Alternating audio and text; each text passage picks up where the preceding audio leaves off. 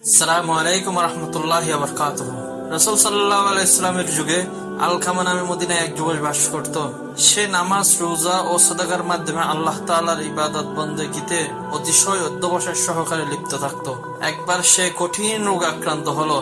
তার স্ত্রী রাসূল সাল্লাল্লাহু আলাইহি ওয়াসাল্লামের কাছে খবর পাঠালো যে আমার স্বামী আলকামা মুমূর্ষু অবস্থায় আছে। হে রাসূল সাল্লাল্লাহু আলাইহি ওয়াসাল্লাম, আমি আপনাকে তার অবস্থা জানানো জরুরি মনে করছি। রাসূল সাল্লাল্লাহু আলাইহি ওয়াসাল্লাম তৎক্ষণাৎ হযরত আম্মার, সুয়াইব ও বিল্লাল রাদিয়াল্লাহু তাআলা আনহুকে তার কাছে পাঠালেন। তাদেরকে বলে দিলেন যে তোমরা তার কাছে গিয়ে তাকে কলমে শাহাদাত পড়াও। তারা গিয়ে দেখলেন আলকামা মুমূর্ষু অবস্থায় রয়েছে। তাই তারা তাকে লা ইলাহা ইল্লাল্লাহ পড়াতে চেষ্টা করতে লাগলেন, কিন্তু সে কোনো মতেই কলমা উচ্চারণ করতে পারছিল না। তাই তারা রাসূল সাল্লাল্লাহু আলাইহি ওয়াসাল্লামকে খবর পাঠালেন যে আলকামার মুখে কলমা উচ্চারিত হচ্ছে না। যে ব্যক্তি এই সংবাদ নিয়ে গিয়েছিলেন তার কাছে রাসূল সাল্লাল্লাহু আলাইহি ওয়াসাল্লাম তাকে জিজ্ঞেস করলেন, আলকামার পিতামাতার মধ্যে কি কেউ জীবিত আছে? সে বলল, হে রাসূলুল্লাহ, তার কেবল বৃদ্ধা মা বেঁচে আছে।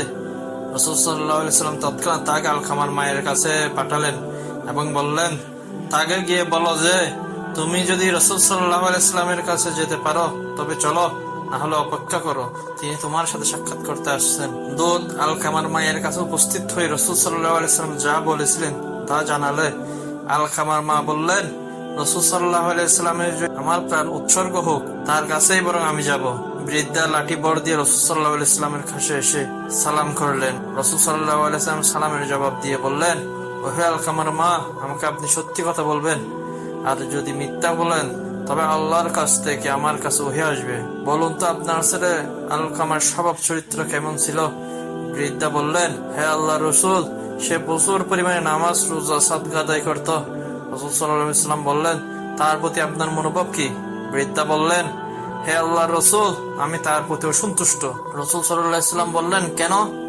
বৃদ্ধা বললেন, সে তার স্ত্রীকে আমার থেকেও বেশি অগ্রাধিকার দিত এবং আমার আদেশ অমান্য করত। রাসূল সাল্লাল্লাহু আলাইহি ওয়াসাল্লাম বললেন, আলকামার মা অসন্তুষ্ট যেহেতু, তাই কলমা উচ্চারণে আলকামার জিহ্বা অবশ হয়ে গেছে। তারপর রাসূল সাল্লাল্লাহু আলাইহি ওয়াসাল্লাম বললেন, হে বিল্লাল, যাও আমার জন্য প্রচুর পরিমাণে কাঠ জোগাড় করে নিয়ে আসো। বৃদ্ধা বললেন, হে আল্লাহর রাসূল, কাঠ দিয়ে কি করবেন? রাসূল সাল্লাল্লাহু আলাইহি ওয়াসাল্লাম বললেন, আমি ওকে আপনার সামনে আগুন দিয়ে পুড়িয়ে দিব। বৃদ্ধা বললেন, হে আল্লাহর রাসূল, আমার সামনে আমার ছেলেকে আগুন দিয়ে পুড়াবেন না, তা আমি সহ্য করতে পারবো না। রাসূল সাল্লাল্লাহু আলাইহি ওয়াসাল্লাম বললেন, ওহে আলকামার মা, আল্লাহর আযাব এর চেয়ে কঠোর এবং দীর্ঘস্থায়ী।